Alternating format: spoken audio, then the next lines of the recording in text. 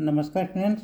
पिछले वीडियो में हमने देखा था कि जब अधिकार शुल्क की राशि न्यूनतम किराए से कम होती है, यानी जब शॉर्ट वर्किंग होती है, तब हम उसको कैसे लेखा करते हैं। अब हम इसमें जानेंगे कि जब शॉर्ट वर्किंग यानी अधिकार शुल्क की राशि और न्यूनतम किराए की राशि के बराबर होती है, तब जनरल एंट्री क्या की जाती है लेसी की बुक्स में।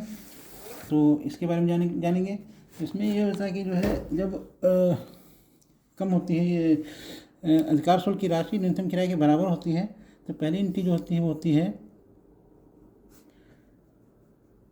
Royalty account clear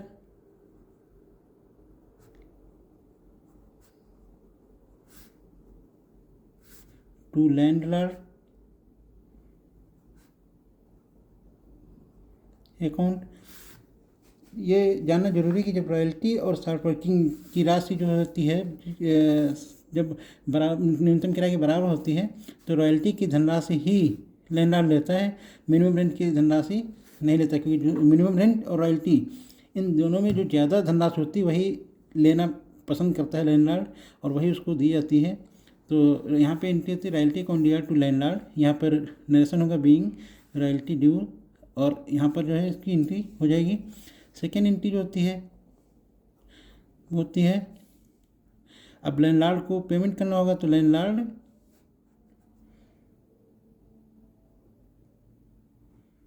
account dear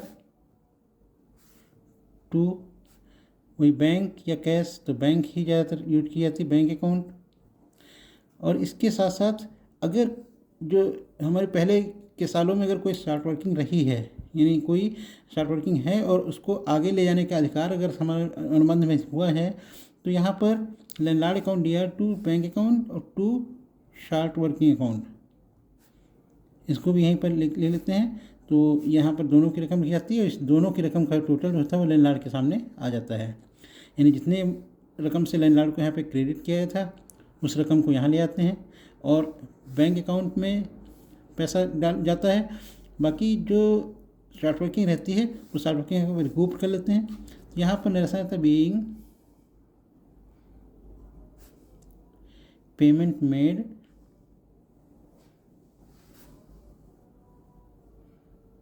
and short working recouped.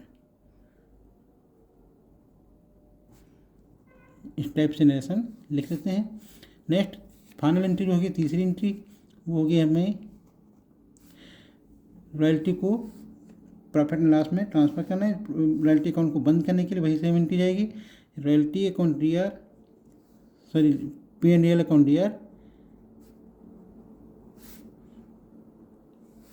To royalty account. Next हो जाएगा being royalty transfer to profit and loss account.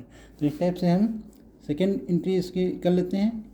और तीसरी स्थिति क्या होती है? तीसरी स्थिति होती है जब अधिकार शुल्क की राशि, एक तो हमने पहले देखी कि जब अधिकार शुल्क की राशि न्यूनतम किराए से कम होती है, दूसरी स्थिति तब होती है जब अधिकार शुल्क की राशि न्यूनतम किराए के बराबर होती है, और तीसरी स्थिति जो होगी जब अधिकार शुल्क की राशि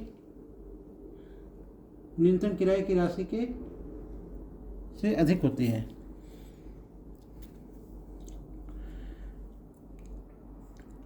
जब अधिकार शुल्क की राशि न्यूनतम किराए से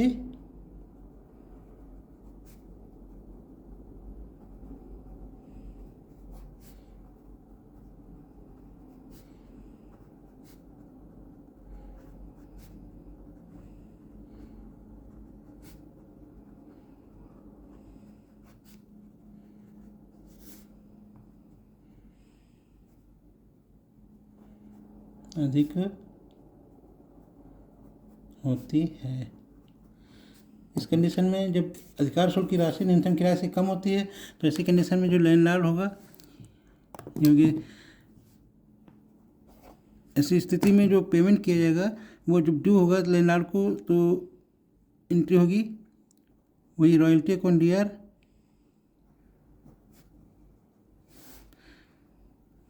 टू लैंडलॉर्ड अकाउंट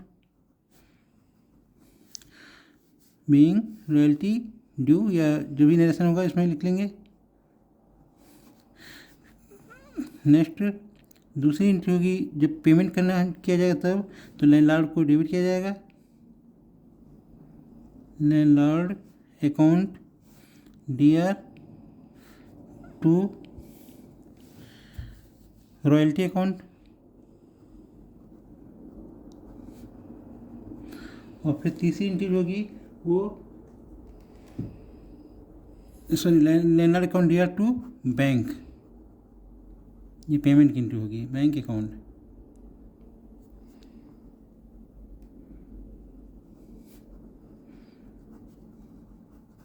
अब फिर तीसरी एंट्री होगी वो होगी रॉयल्टी को प्रॉफिट एंड लॉस में ट्रांसफ़र करने पर,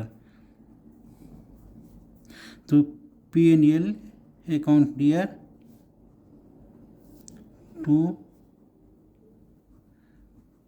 रॉयल्टी अकाउंट। तो इस टाइप से हम इसमें नरेशन लिखेंगे, being royalty transfer to P&L account, इस टाइप से नरेशन पूरा कर लेंगे। तो जहाँ तक मैं समझता हूँ आपको ये एंट्री समझ में आई होंगी। तो हमारे चैनल को लाइक करें, सब्सक्राइब करें और दूसरे लोगों को भी फॉरवर्ड करें जिससे सभी लोग इसका लाभ ले सकें। तो इसमें जो है अभी बाकी जो डिटेल है वो आपको जब न्यूमेरिकल क्वेश्चन लगाएंगे तो सब और अच्छी तरीके से क्लियर होती जाएगी। तब तक के लिए इतना ही, धन्यवाद।